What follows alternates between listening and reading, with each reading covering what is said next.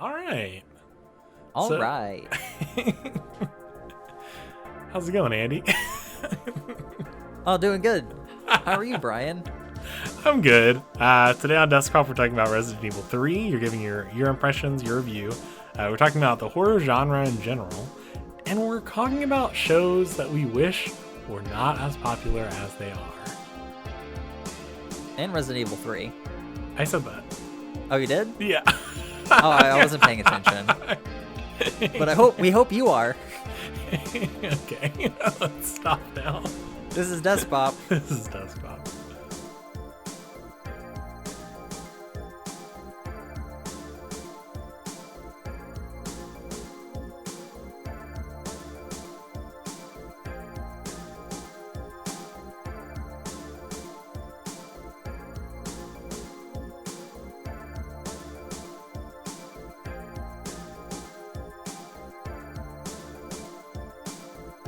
Starting from this point backwards.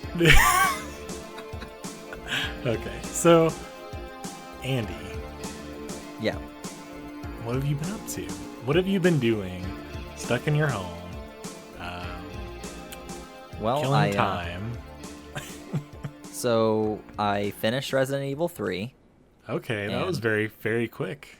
Yes. It was a very, very short game. So I'll be diving into my more in-depth thoughts on that later. Sure. I shaved my head. So. Oh, did you? Yep, I have no hair right now. I had shaved it a couple days ago. We were playing the Resident Evil demo, and I had shaved my head, I think, a few hours before that, I think. Okay. And you made some joke about quarantine haircuts. And I was like, oh. You were just like, I'm never going to say anything. Yeah, and I was like, I'm not going to relay this information right now. I'm going to save it for the episode of Desktop and not say it while we're playing Resident Evil 3. So I am bald now. Fine. I think everyone in the world has taken this time to shave off all of their hair. I think it's a safe assumption to make that everyone in the entire world has done this. So yeah, and I don't think it looks that bad, really. Yeah. I'll have to show you what it looks like. Show me.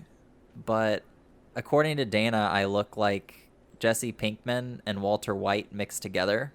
Okay, yeah. So I think that's a good thing, but I definitely won't do it again. Okay, so this is like a one-time experience. Yeah, on the scale of things that I've done with my hair, I'd put this above my hair being jet black. I think it's going to look a little better once my hair grows out just a little bit. Yeah. But yeah, so I did that. Dana and I started watching Westworld, and we're currently halfway through season 2. Have you seen Westworld before? I have seen. Let me tell you a story. Okay, I'm ready. My body's ready. I've wanted to watch Westworld. I really have. I've seen the first episode 3 times, and I've seen nothing else of the show. So let me say that's a strange number of times to watch the first episode. It is. 3 separate situations, 3 separate groups of people, all trying to get me into the show. Which, to their credit, like, yeah, I've expressed that I am not a person that you can persuade into watching something very easily. If you tell me something's good, I'm like, great, but I have to discover it for myself for it to truly be grand, I guess. I don't know. Anyway, so I've been in groups of people that have been like, what? You haven't seen Westworld? We have to start watching it. You can watch it with us. And I'm like, and I do. And then it's just the first episode, and they're very long episodes. It's an HBO. Each episode's like an hour. Yeah, so I've seen 3 hours of Westworld, and it's all been the first episode. Did you tell them each time that you've already seen it? Well, obviously the first time, that was the first time I'd seen it. Yeah. The second time, I felt bad. Oh, no. So I was like, oh, I just won't say anything. And then the third time, I was like, hey, I've seen this already. And they're like, no, it's cool. We'll start here. And like, I was like, all right, well. Yeah, so Fuck me. I So need I almost hold a grudge against the first episode. I want to like it and I want to like watch more of it, but I almost hold a grudge from seeing that so many times. And the first episode is not the most exciting in my opinion. I sure, hope it gets yeah. more exciting. But yes. So I had never seen Westworld at this point. I've heard of Okay. it. You should In try my watching mind, the first episode 3 times. the only context I've had with Westworld is that there are cowboys and there's Yes. sci-fi involved. So like Yes. they robot like is it like a cyberpunk cowboy western thing? Do they have like flying cars but they're like it's stylized like old westerns? That was like my thoughts going in. And Sure. wow, was I like entirely off. I did not know it was about a theme park. I did not know that they were all fake robot people. I did not know this, so I was very enthralled by the story, captivated. I'm in the middle of season 2, and it's slowing down now. I'm slowly starting to lose interest. I don't How many think I'm seasons going are there to. right now? I think they're currently airing episodes of the 3rd season. Okay.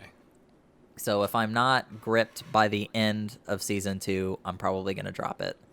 Gotcha. The premise was really interesting, but it did not go in the direction that I wanted it to.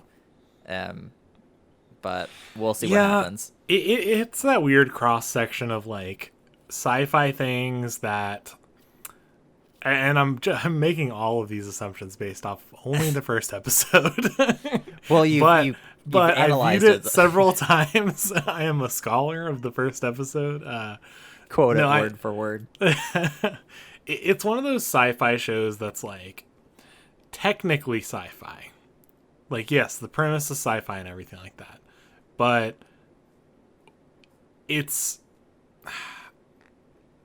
the fiction, like the fi part of that is way stronger in my opinion. Like, there's not really much science going on.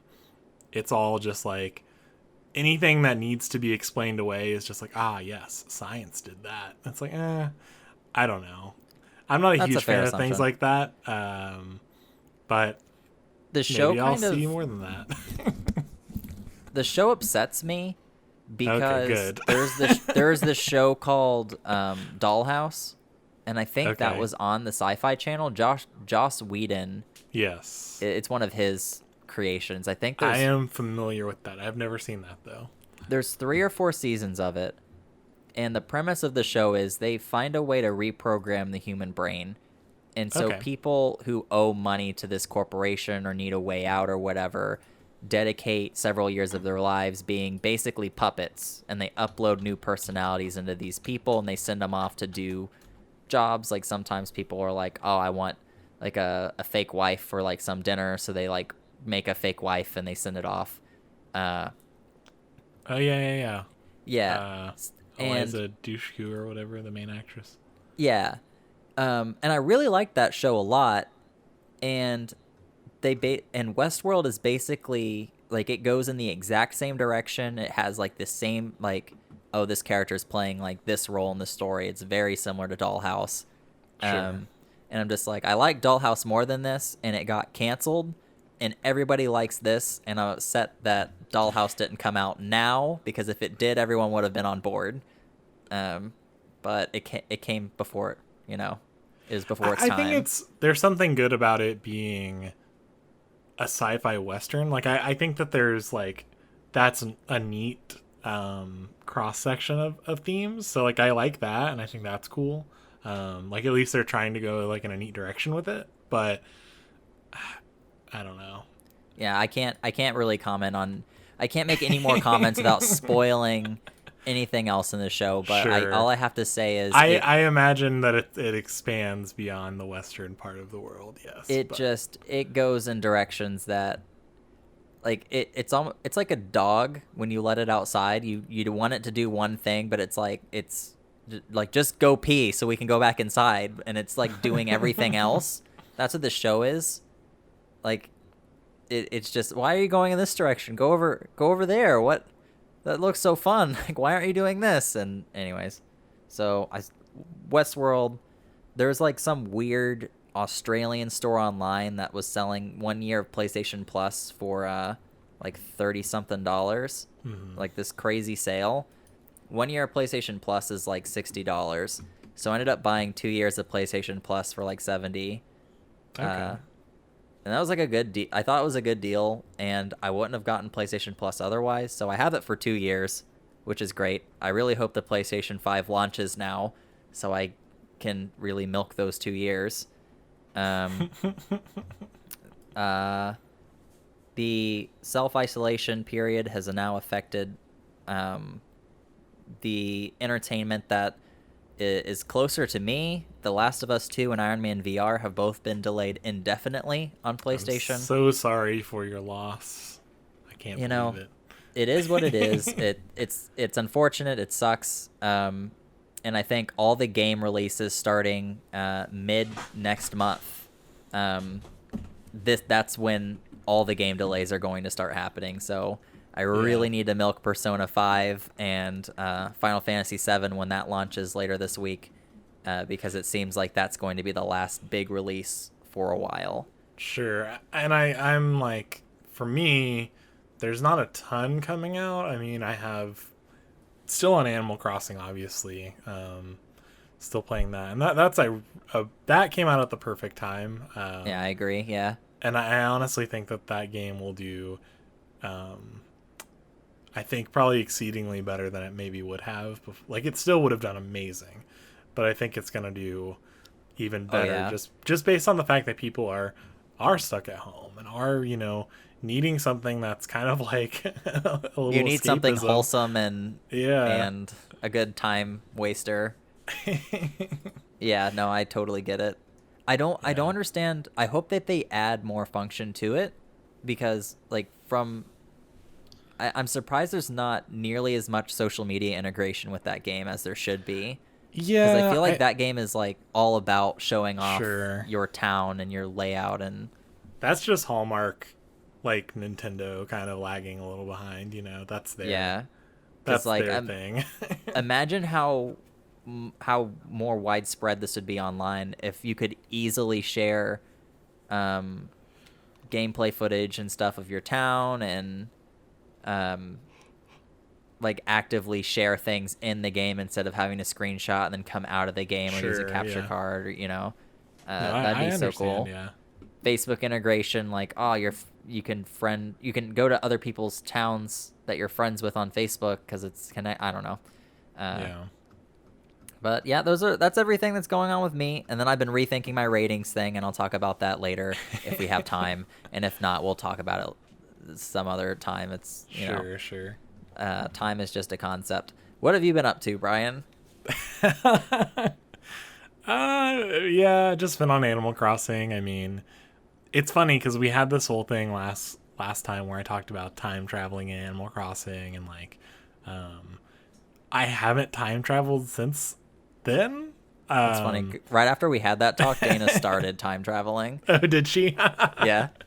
I was like, because I'm a firm believer still that like you should play the game how you want to play it, but I also think I like hit a little bit of a like, okay, I want to pace this out for myself a little bit more. Like I can hold off on the instant gratification of seeing what's in the shop the next day. Like, I can hold off on that right now.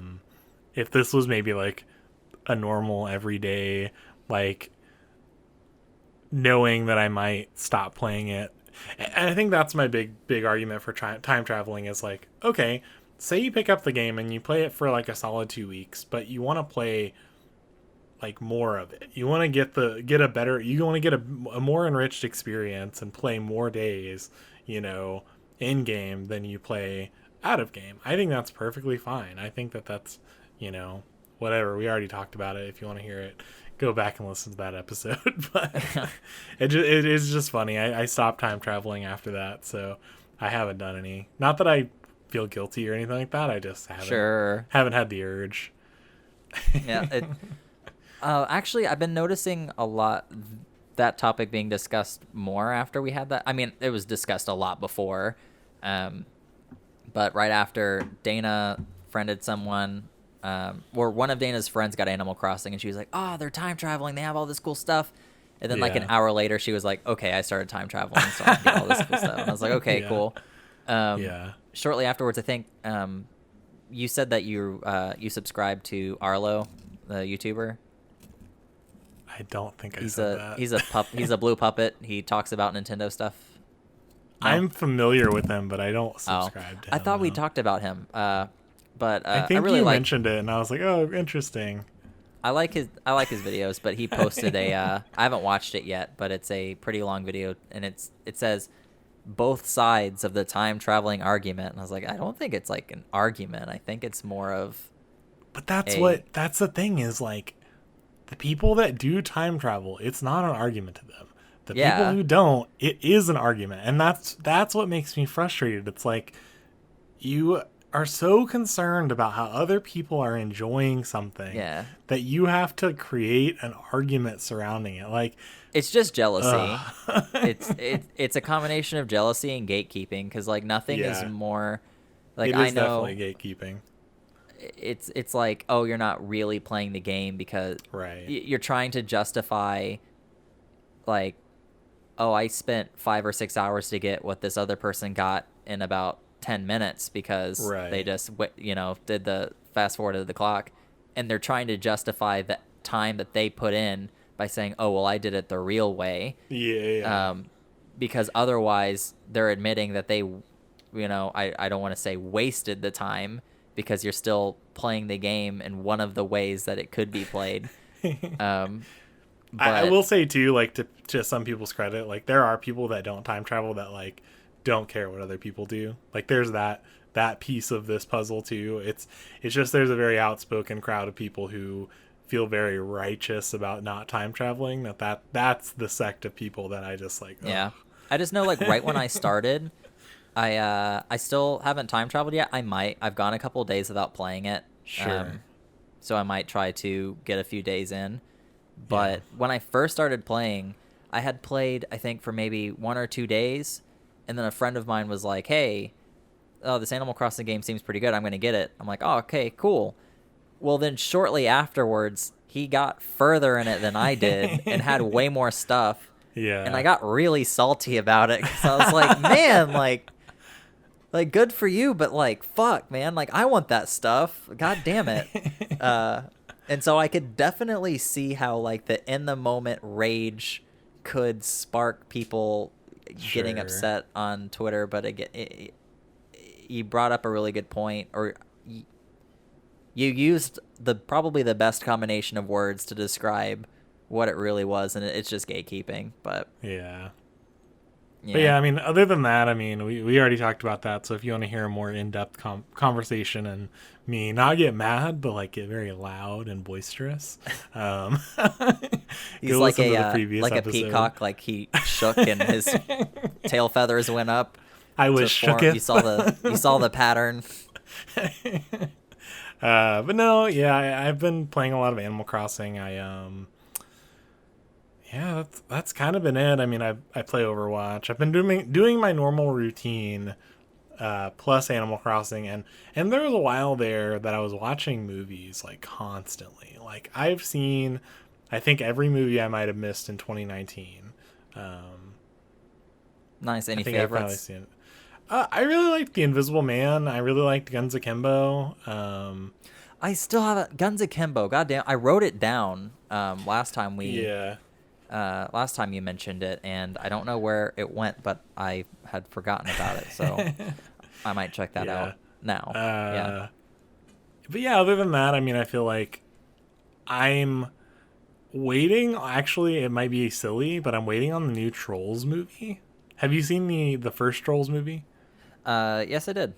Yep. I watched it recently. That was another thing I like. I was like, well, the new one's coming out. Let me watch the first one while I wait on that. And I really like it. I thought it was really funny, and like, really, there were a lot of good moments. And I was like, man, now I want to see. I found like this like cam footage version of the second movie. I was like, I'm not gonna watch that. I'll wait till it comes out. Yeah. There were a couple moments in that first movie that actually got me to laugh out loud. Yeah, likewise. And I don't do that very often. I think I Same, do have a yeah. better experience watching movies. It's tough, and I want to It's tough watch things work. by myself. Like, I don't want people around, because when people laugh, it influences the way I feel about a movie. Like, it makes me not think something is as funny, which is stupid, and I hate that I feel that way. It's like, just not liking something because it's popular or something, but it's like this thing in my brain that I can't stop doing. Um, but it's also like I love going to the theater and like being in that atmosphere and sitting in the seat and like watching something. So I've been having just as good of a time watching movies at home, but just different. Sure. Yeah. But yeah, so you've been playing Resident Evil 3. You've finished it very quickly. Do you want to talk Yeah. about that? Sure. So I'll, I'll, I'll kind of I'll kind of jump into the demo first because I think Okay. that makes the most sense. Sure. Um, so first impressions playing the demo, the graphics were like crazy good. I don't remember Resident Evil 2 looking that good. I know that it didn't look bad, but this one was just like, Okay. wow. It's one of those. It makes me think. This has been in development for 3 years, and the PlayStation 5 is. I'm assuming it's still coming out this year. What I are games on that going to look like if it looks Yeah. like this on a console? I mean, PC, obviously computer games have, you know, excelled this already, but Sure, sure. mainstream development is still kind of on consoles right now. So, uh, I it, feel like the graphics, I didn't notice a big shift from Resident Evil 2 remake to the Resident Evil 3 remake. I think that they were pretty similar. I didn't notice anything that was like so spectacular that I was like, man, that's way better than the other one. But they do both look way better than um, uh, the Resident Evil 7, the other yeah, most recent one. They do look way better than that. That one, for some reason, didn't look as good as these, yeah. even though it's newer. These two are just They're like beautiful, yeah. they're great looking. So that was like one of the biggest things. Nemesis, we encountered Nemesis, the big Mr. X type villain in this one. Yeah. He was terrifying. The moment, and we played the demo together and we recorded it. It's on our YouTube channel if you want to check it out. Yeah. But there's a moment when I kind of start walking towards Nemesis, assuming that he had the same behavior as Mr. X, or he walked Yeah. slowly. He Yeah. broke into a sprint, and in that split second of turning around as he like started to run and hearing the footsteps, the fast footsteps approach, was terrifying. And that moment has stuck with me long after playing the demo, because most jump scares in games are usually like a one and done thing, Uh, but not a lot of scares in games and movies and stuff really like sit with me and kind of like I reflect on it. But that one was like, there were a couple different things at play there that just really made that terrifying, and I really liked that rush that I got of like, oh, like I barely escaped. We made it back into the donut shop and we're safe for like 2 seconds until he comes in. So I have a question, and this may be like, because obviously I watched you play the demo, and like I thought that was also scary. You can hear like you go like ah, and then like a second later because of the delay, then I go like yeah, ah, which is funny. But it's it's strange to me that Capcom posted a photo of like the main protagonist in like a safe room, and then like the Nemesis is outside the window, and it's like, oh, Nemesis can't go everywhere, or something like that. It's like, oh, Nemesis can't go into every room, or something like that. yeah. And did that feel weird to you playing it? Because that specific screenshot that they showed just didn't make sense to me. Like, why he would not chase you in there if he can see you through the window. There's Maybe no you can explain that to me. there's no canonical reason why Okay. um he can't go into the safe rooms, Maybe and that's just it's an era from like the that's like a fragment from like the original games, maybe. That's just kind of like a Resident Evil thing. I know in 7 they were a lot better at. I think there was like maybe one safe room, which was the RV that you go into, but in Resident Evil 2 and 3, there's not like a good reason why the zombies can't go into the room. They just don't, and it kind of breaks the experience. I think Resident Evil 3 does a better job at. I thought too, because I made Aaron play 2, and I could have sworn that Mr. X followed you into like even safe rooms. I know. I think towards the end of the game, in the main lobby where you can save it, zombies start appearing in there. Then Mr. X will follow you in there. I don't think, but not the other safe rooms. I could have sworn there's I could be wrong. But there's a specific room I'm thinking of that has the photo development. And I could have sworn that was a safe room, and I could have sworn he followed us in there. But to me, that's always strange, like why there's rooms, like, because I get it. On one hand, it's like, okay, you want the player to have like this experience and like them be able to save and leave or whatever. But to have rooms you can hide in and there's nothing that's going to happen, I feel like is a little bit of a atmosphere breaking. I don't know what the word would be. Yeah, It kind of takes you out of it. Yeah, less immersive, I guess. In my entire playthrough of 3, there'd only been one moment where I went into a safe room as Nemesis was following me, and he like stopped at the doorway. See, that's and it was so like weird. this terrifying thing. I know one time there was a zombie on the other side, and it had pulled me out of the safe room as I was standing in the doorway. But there was only one time in that game where it really kind of broke the experience, because I'm like, oh, I'm just exploiting the safe room to like wait for him to leave and then come out. The rest of the game, the safe rooms are pretty strategically placed to where it doesn't feel like, you know, you're getting chased by something and then they stop when you go in. But yeah, that was because there was just this one, like, and it was the photo specifically, but it's like he's on a fire escape or something. He's looking in a window, and like that's exactly the part of the game that I'm talking about. Yeah, it just looked so. It was so weird. Yeah, you get in. He's like walking up the stairs, and then once you get into the room, he just stops, and then he stands there for a second, and then he turns around, and he starts walking away. Yeah, I don't like that. Yeah, that one that was kind of weird.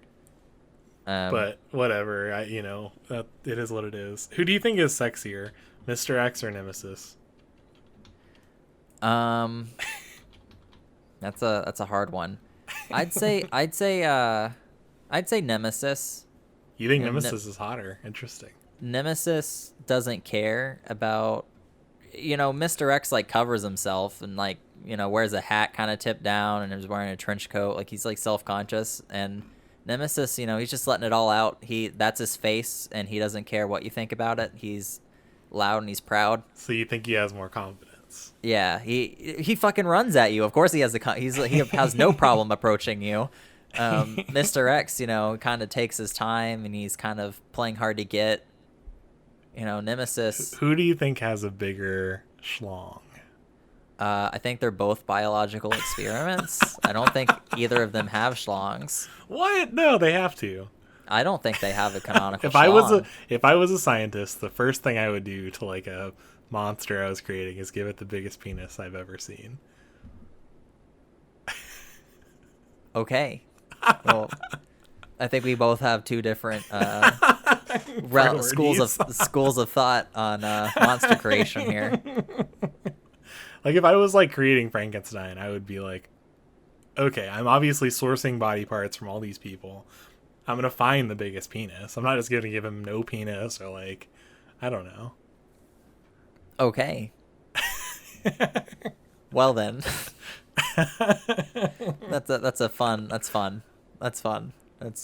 Yeah. Anyway, so tell me more about this game. So the last thing I'll say about the demo before I jump into, I guess, my review... Sure. Is that I really like this demo. It does a really good job at giving you a taste of the game. It kind of restructures some narrative parts in the demo to give you a full taste of what this game is about, but it doesn't spoil anything. Whenever I was playing the game, the actual game, the order of events that happened in the demo did not happen in the order that we played them. I knew that because I did actually watch. I watched a little bit of a gameplay from the beginning of it, and I was like, oh, okay, well, this will all be old to me because I've seen the I played through the demo now, so it's not a big deal. But where they started was not where we started, and I was like, that's interesting. And then they got to the part where they were, they met Carlos Oliveira on the train, and I was like, okay, well, now we're at the part where we played, but. And Nemesis shows up at way after the part that we like when we got the hose for the fire extinguisher, and then Nemesis showed up. Yeah. When I got the fire hose and I left the building, he didn't show up. He showed up way later. I like but the same scene that we saw happened in the same location, but just at a different point in the game. And so I was like, oh, that's neat. I like that because it kind of I was prepared for him to show up when it got probably the made hose. it probably made you more afraid too in that moment. Yeah, like, I was kind of worried. like slowly walking up the stairs, like he and showed up when I was didn't. Yeah, if it didn't happen, I would be like, oh no, what's going on? Like, yeah. So I think all games should just have a demo like that. It's like a really nice way to introduce, like, hey, this is what this game's about. This is what you're doing.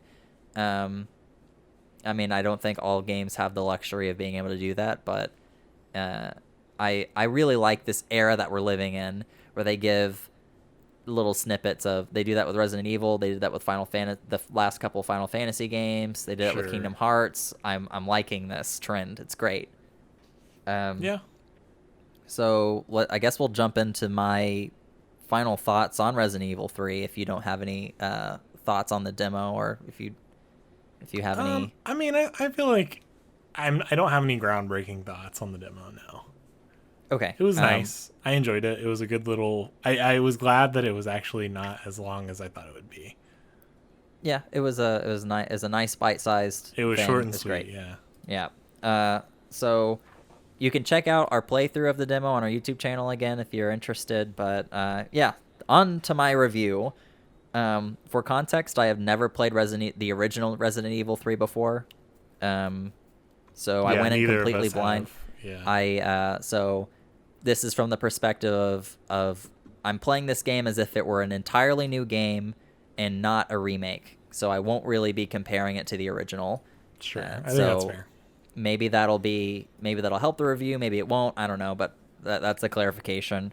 The only Resident Evil games that I've played throughout the game entirely was Resident Evil 7, Resident Evil 2 Remake, and I played maybe about 1 or 2 hours of the first Resident Evil HD. So that's all of the background information of my experience with this series. So yeah. The game was super short. I beat it in about 5 hours. I'm not a big scary game person, so being able to finish this in 5 hours was a huge deal. 5 hours! Wow. I was a little disappointed by its length. That's really short. I've heard like people talk about it being short, but that is really short. Like 5 hours is kind of what it probably. I'd say Leon's story in Resident Evil 2 is about 5 hours, but then there's a whole part B to the story. Right. You have Leon part A, Claire part B, or Claire part A, Leon part B. There's like replayability there, and there's 2 different stories that you complete that gives you the whole narrative. This one, you're just playing as Jill Valentine, and I think there's 2 segments where you play as Carlos.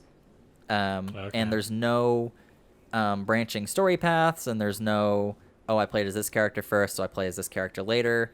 Right. There's not a lot of reasons to come back unless you're an adrenaline junkie and you want to replay it on a harder difficulty, because you unlock harder difficulties after beating the game.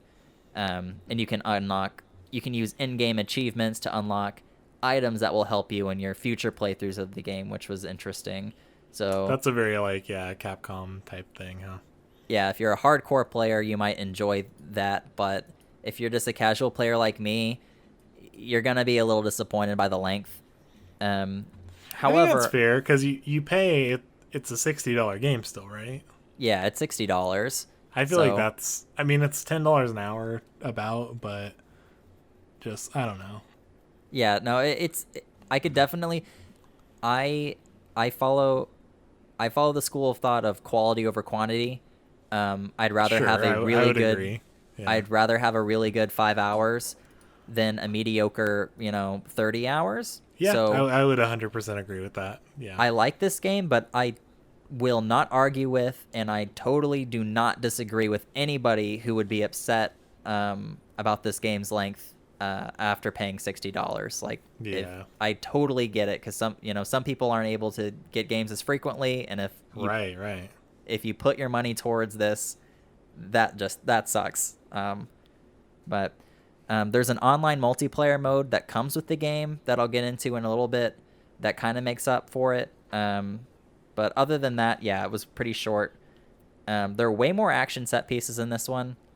Resident Evil 2 is kind of set where you play for like 1 or 2 hours and something big happens. You fight a boss or something, and then you do another 1 or 2 hours, and then another thing happens. You explore. This one, it just like I always felt like I was working towards something, and something was always happening, like boss fight, chase scene, quick time event. Okay. Yeah. I was constantly engaged, and no area of the game outstayed its welcome.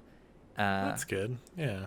Resident Evil 2, I could draw the full layout of that police station fucking blindfolded because I explored every nook and cranny, and that was great.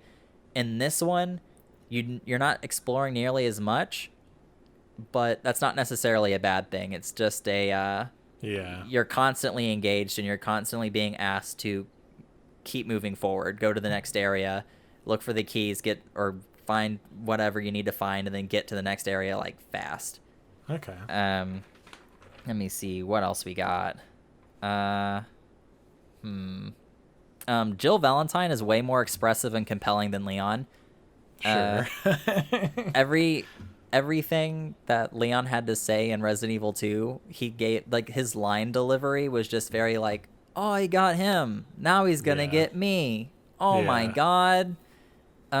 Jill playing as her, in the beginning she was just kind of like vanilla Resident Evil character, but towards the end we kind of started diving into like some 80s action thriller movies where she had like one-liners when she was killing bosses. And it's Resident Evil, so it's not much of a spoiler to say that you fight this headline villain a billion times. Mm-hmm. But after like the 80th time you fight him, she's like, fuck, like again, like how many times, like I'm tired of fighting this guy. And I said that, and then shortly afterwards she said that in a cutscene, and Jill and I just had this moment, and I was like, you know what, this is gonna work out, I'm gonna finish this game. So I really like Jill Valentine more than Leon. Okay, but who do you think has a bigger schlong? Definitely Jill. Let me see. There's a nice spoiler alert. But there's a really nice callback to Resident Evil 2. The story in both games happen concurrently. Okay. So yeah, that makes sense. You find out that it happens, I think, one day before Resident Evil 2, and then the end of the game takes place after Resident Evil 2. But there's this part where you enter the police station from the second game, and the officer who was shot, or I think, no, he was bit by a zombie, and he was sitting in the lobby in the beginning of the game, and later he turns into a zombie. You see the zombie bite him in front of the police station when you're walking in. That's cool. And you help him get inside, I think, and then you have to explore the police station looking for something. Yeah. And the map is the same map from Resident Evil 2, so you're like, oh, this is the area where you like blah blah blah. That's pretty cool. Yeah. All the different doors have the like spades and clubs, shaped locks. You don't get to go in there like you can in the second game. Sure. But the character says something like, what kind of weird key door system is this? This is so weird. This is so dumb. And it was just like a nice little, like, it didn't seem forced. It was like kind of a natural thing to like say in passing while he's like walking past these doors. Sure. And I loved it. It was like this moment where it really felt like these games all took place in the same world, and I'm all about being rewarded for like knowing previous knowledge about the series. So like having played the second game, I'm rewarded with like getting that joke and, you know, knowing where everything is. So that was great. Let me see. And then the last thing I'll say about this game before I get into the multiplayer is it's my number 3 game of 2020 right now, behind Animal Crossing and Ori and the Blind Forest. If you like the last two Resident Evil games, which is 7 and 2, get this one. If you're new to the franchise, I'd say this one's the best start because it's so short and it's so action oriented. Sure, I can see that. I'm conflicted because I like the Resident Evil 2 over this one, but this one made me care so much more about the series. Like after this one, I was like reading the lore and I want to play another game. Like I want to know more about these characters and what happens next. Is Resident Evil 4 worth picking up? Is 5 or 6 worth picking up? What are the spinoffs? Resident Evil 2 didn't do that, but this one really got me like into the lore and really got me excited about playing more of these games. Sure. So I don't know like which one is better. I don't know. But and then the multiplayer mode, it's very similar to Zombie U on the Wii U. If you played that, one person controls zombies and the spawn rate, and then 4 survivors have to get from point A to point B without dying. I've played for, I think, 5 or 6 hours. I've played several rounds. I've never won a round as a survivors. Jeez. Not once. We've made it to like the third. There's 3 areas that you have to get through. We've made it to the 3rd area several times, but we've never beaten it. And every time you click random, it always assigns you as a survivor because everyone wants to be the mastermind planning the zombies. It seems very one-sided, but I think the premise is really good, and I really hope that they balance it out and they add some stuff to make it like more fun to play as a survivors. But all in all, I'm glad it exists. So that's my review. I recommend it. I tried to stay kind of on focus, but I definitely rambled. But no, you're fine. I think that was good. Yeah, it was really good. I'm so disappointed that I think it's kind of I think I'm new to the fan base, but it seems like the last 3 Resident Evil games have been really good, and several of the games that they've made before those have been just really bad, except for the Revelations spinoffs. So like Resident Evil 5, 6. I think they just kind of got off the rails. I mean, I like the franchise. I wouldn't say that, because I feel like if I called myself a fan, that wouldn't be very authentic because I don't play those games. But I enjoy the story. I think the movies are really campy and fun. I think I obviously know there's a big difference between the two, movies and games, but there's a lot of cool things that they do that reference the games. I know, but I just feel like the games, I don't know. These last ones that have come out have been really, really cool, and I'm excited to see if they'll stop here and be like, okay, now we continue telling like a new story again, or if they'll continue remastering and like remaking them. Because that's where I feel like I'm like, I don't know if the fan base 4 has a fan base for sure. After that, I don't know. People really seem to like 4 is like ported to every game under the sun. Yeah, or every console under the sun. So I want to say I think 6 is maybe the first one I bought. I heard 6. No, 5 is the first one I bought. I heard 5 and 6 both went to like this third-person shooter action. Yeah, direction. I got it, and then like I started playing through it, and because I was excited. It was right when I was in high school, and I like got this like pre-order thing. I remember getting the snow globe for it, which was cool, and I started the playthrough, and it was like it wasn't so much zombies, which I think that kind of bummed me out because I'm like, that was like oh, like I want to play like a zombie kind of game, and this was like African people with parasites, which I know that like the Resident Evil, like the lore plays pretty fast and loose with like viruses and parasites and like what is what, and like, you know, Yeah. they're not, you can say they're zombies, yeah, but like there are other things at work. But that 5 just felt so off tone to me that I did not enjoy. I didn't finish it. I just wasn't a fan.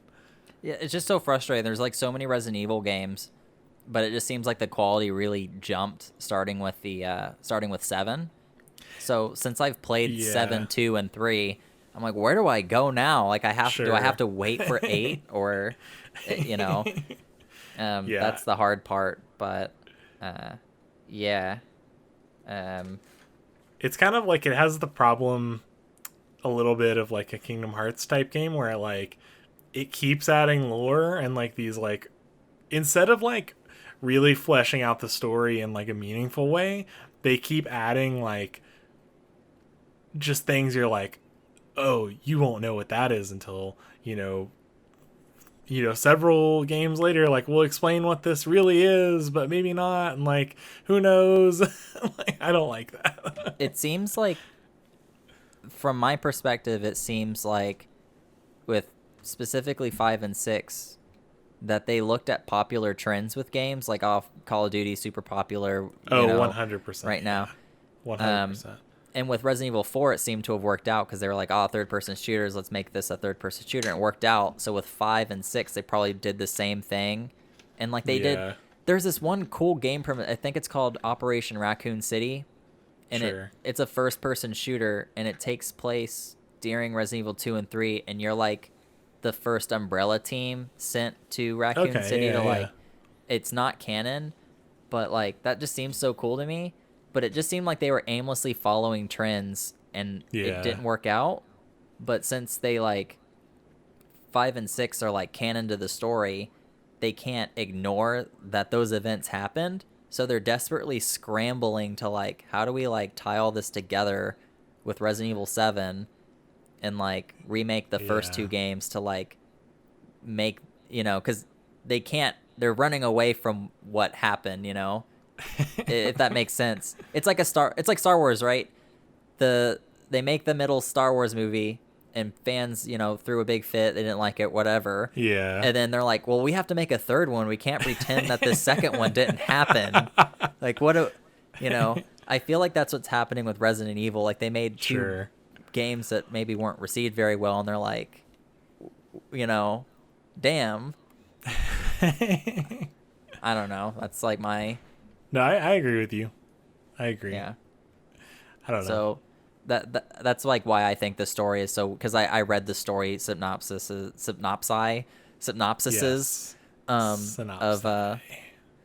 of the series, and it seems like it just fucking goes out there, and it's like I don't know. Yeah, I think I like it's hard to explain. Zombie things are so interesting because like they had like a huge pop culture moment, and I think it just so happened that Resident Evil, like, it decided, I feel like at that moment when this like huge zombie pop culture moment is happening, because I kind of feel like it's past, it decided, and that was around Resident Evil 5. I think that was and like some of 6, like 4, 5, and 6 was like the big.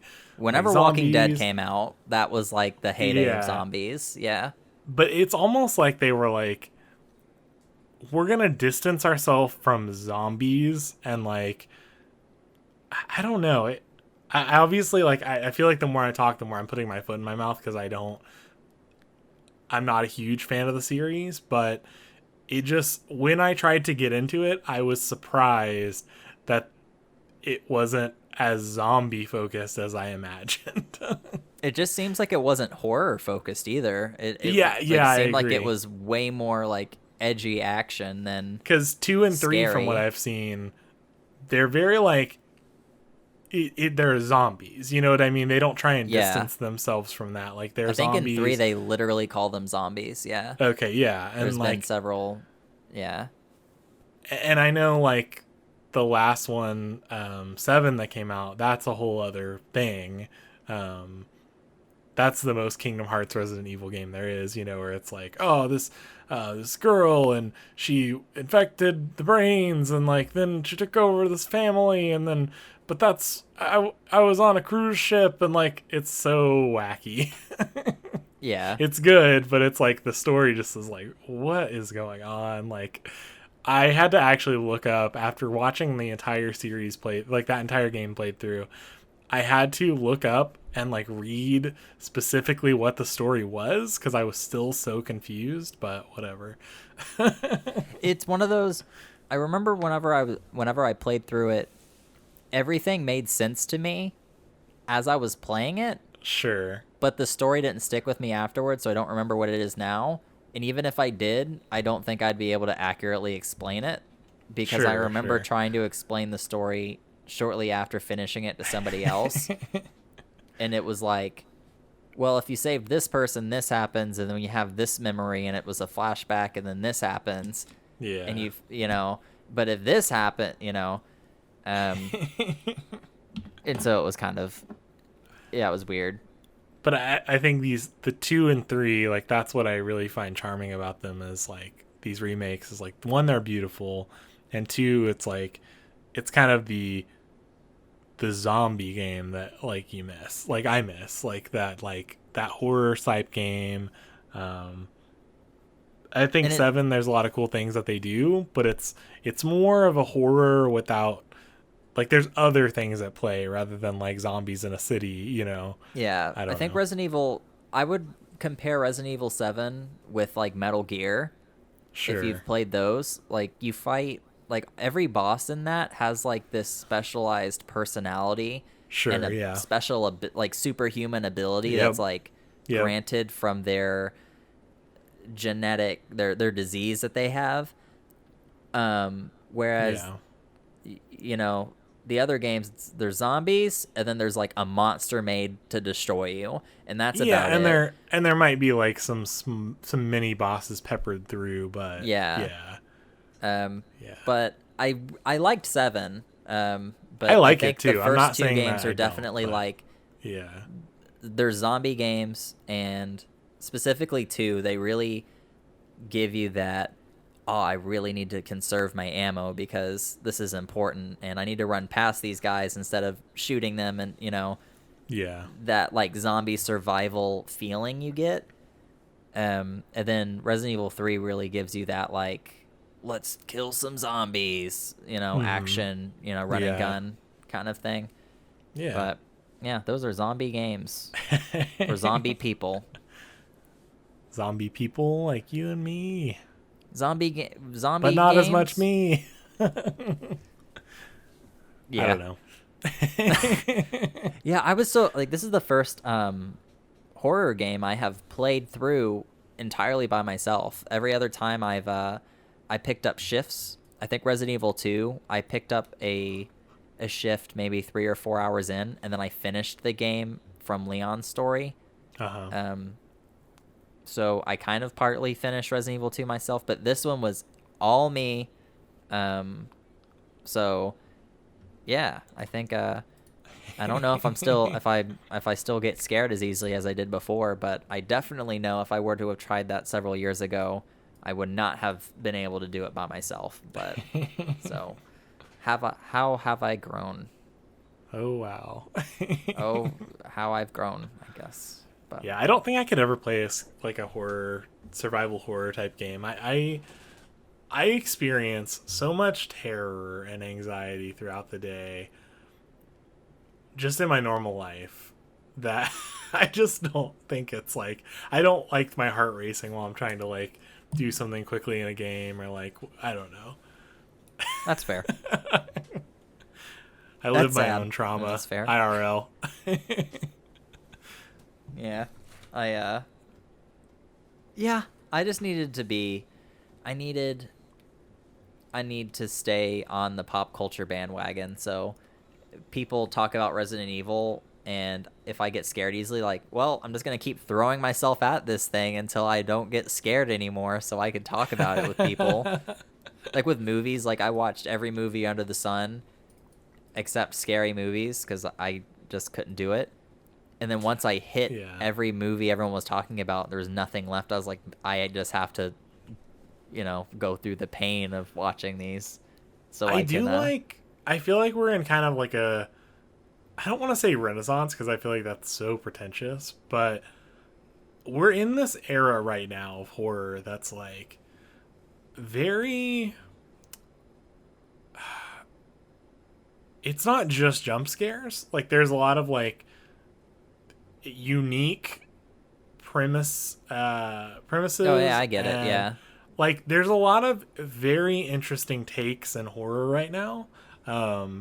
Just like a couple things that come to mind would be like Midsummer, The Invisible Man I just watched.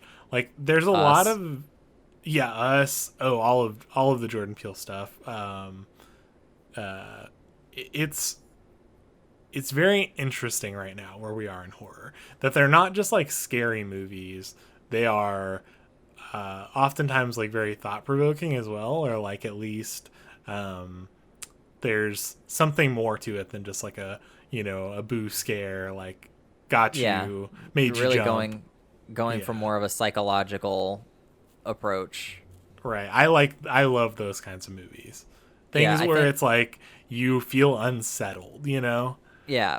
If I'm not thinking about the movie when I'm trying to sleep at night, then it did not do its job. And jump scare movies, I don't give a second thought after leaving the theater.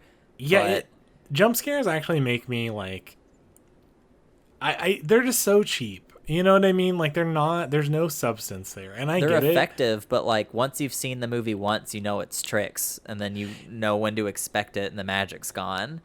Right. And so like, you need something more. I just feel like a jump scare alone isn't gonna do it. Isn't gonna cut it. It's not gonna do it. It's got to be a jump scare with some other element. And that actually reminds me of like when I'm saying this, I'm thinking about I think it's Insidious. Where have you ever seen those movies? Yep, I have. So I think it's the first one, and they're talking, and like it's in the daytime, and like they're going around like different. There's like 4 or 5 characters in the room or something, and they're like talking, and the camera's switching angles, and then all of a sudden it cuts to the main guy, and there's the red face guy behind him. That is terrifying. And it's like, it was so, like, I remember it not being loud, not being like anything. I just remember like the imagery was like crazy. Like, oh my God. Like it was surprising to me because it was in the daytime. It was like, there's a bunch of people in a room. They're all talking. Like there wasn't some weird scary noise. And then they're like, oh, what is it? Oh no. So I don't know. I think we're in a really, really cool time with horror in general, so that excites me. I think just AMC's The Walking Dead because like that's just like a huge mainstream show. I think it's kind of found its audience now, but it had Game of Thrones levels of audience-ship and people talking about it, in the first couple of seasons. And that show was pretty spooky to begin with. Like it was like, I guess I would call it horror. I know other people would be like, no, that's not even scary, but like I would classify it. They're deliberately trying to spook you at several parts of the like, it is what it is. And I think that really, like, ever since that show, I've just been steadily watching horror as a genre like break into the mainstream, like American Horror Story, Scream Queens, all those shows are getting more mainstream, more popular. What is it? Get Out happened, and then my sister's like talking about how Jordan Peele's like a visionary person. Like, oh, are you gonna see Us? And I'm like, I'm not gonna. I'm just going to say that she's not the type of person to get excited for scary movies. And so the fact that she's talking about it memes Someone that that wouldn't normally like it is like, or talking about it. Scary movies are finding a mainstream audience, and that's really neat because before it was like this like really they're more like it was like an underground thing that you did with your like a group of friends to like as like a recreational thing, but you didn't talk about it afterwards, and you never went out of your way to like watch those movies when later it was like I don't know. It just seems like a way more popular thing to do now. It's like, oh, let's go see this scary movie because I'm a fan of the series, not like, oh, I'll just see any scary movie. It's like... It is. And I almost like... Because I watched The Walking Dead for a few seasons, and I did enjoy it, and like that was the zombie heyday, I don't watch it anymore. I don't think it's interesting now. I agree, yeah. I think that they should have ended earlier. The thing about it that I do not like, and I almost pushed back when you said like, oh, this is the thing that like, gave way for some more mainstream. I agree with you. I agree with you after thinking about it a little harder, but my immediate reaction was like, I hate shows that like, how do I put this into words? It is a horror show technically. Yes, I agree with you 100%. That's how I would classify it too. But everyone that watches it, that I knew that watched it, that like was still interested in it, would always say like, "Oh, I don't watch for the zombies. I watch for like the political like discourse between the people, and like I want to see the human nature, and like fuck that. That is so I don't even like trite. I don't know what the word is. Like I don't find that interesting. I feel like it's fucking really like, yeah, you're so cool because you're special and different, and you're not scared of the zombies. You're scared of live people. Like, oh, like, yes, yeah, I get it. But that's what I was missing from the show when they stopped doing as many like zombie jump scares, and like I know that they still do them, whatever, but that's not what it's focused on anymore, and I don't like that. It's not my thing. Watching the social politics happen is only entertaining in the first maybe 3 seasons, because you can only have the same 3 or 4 arguments so many times with so many different people before it just gets like, oh, like this guy, like, we're not taking any new people in the group, I'm gonna kill him. Like, no, you can't kill him. Like that has happened so many fucking times. Like, I'm sick of it. Like, it's not interesting at all. What's interesting is watching Rick like stuck inside of a tank in the middle of a city block that a bunch of zombies, 100%. Like, how is he gonna get out of this one? Like 100%. How or how are they supposed to get, like, they're on the top of a skyscraper and they have to get all the way down, and that is so interesting. Like, how are they gonna plan and maneuver through that and work together to get, like, they can have discourse as it's happening. That's interesting. Like, the Season 1 should have just been a movie. It's so interesting. Like, I would have loved that. Yeah. Merle gets handcuffed on top of the building that. Like, that's just all so interesting. That was like, that has to be maybe the best first season of anything I've ever watched. Like, they did such a good job. They do such a good job at like selling you on this and like establishing exposition in a way that, like, I don't know, I get it. Yeah, it just throws you right in. I might go back. No, I won't, because I'll get disappointed all over again, because then the show just keeps going and it doesn't stop. And then that's the thing is like, man, why is it not over? I don't even watch it, but it frustrates me that it's still going. I know that's a really selfish point of view, but well, it's still going, and it has 2 spin-off shows that are going concurrently with it. So, and a Talking Dead, where they talk about each episode of the show. And that's the thing is, I'm like, I have so many shows that like aren't getting, like, that don't get renewed every year that I like, I love, and then it doesn't get renewed or something. And then there's this thing that I considered garbage now that's just keeps going because it keeps making money. That's why I'm upset about the lowest common denominator. That's why I'm upset about Westworld and Dollhouse, because like, Westworld isn't bad. That's like I wasn't why even did they thinking cancel about that, Dollhouse? God damn but it. that is a perfect... We've come full circle.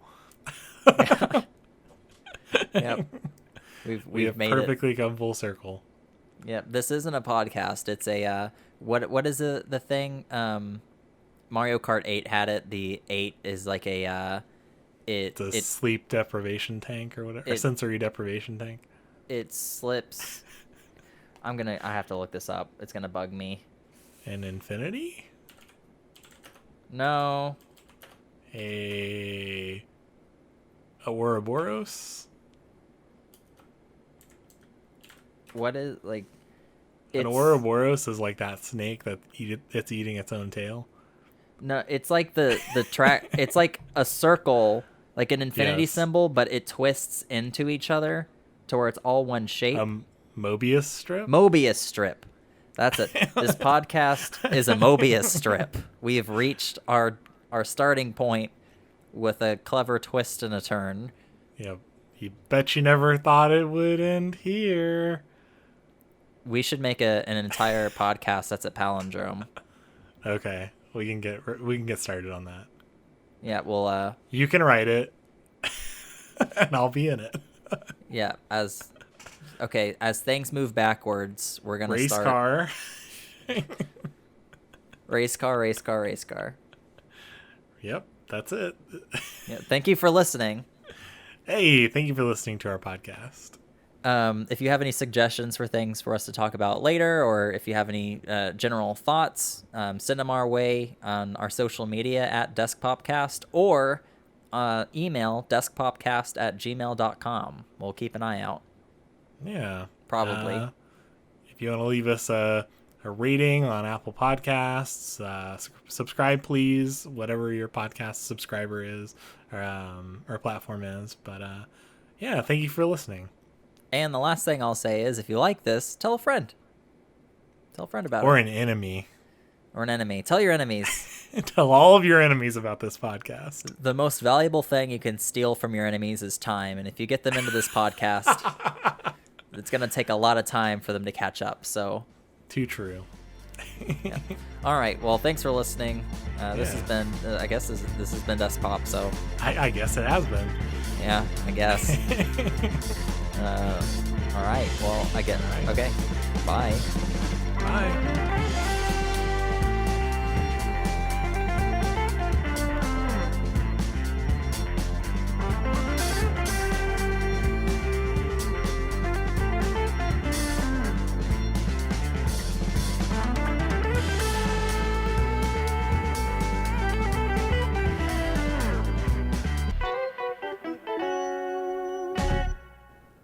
Hello. All right. Hello. How's it going? How's it going, Andy? This is Mega Man year 200X of the self-isolation times. Give me just one moment and keep it recording. I'll have to remember to cut this out. I do not have my headphones on and I don't want it to echo. Hold on. Okay. So just keep it recording. Just keep it going. Okay. I'm looking for my headphones. All right. I don't know where they could have gone. So this is life here on Desk Pop now. Hold on, I'm coming.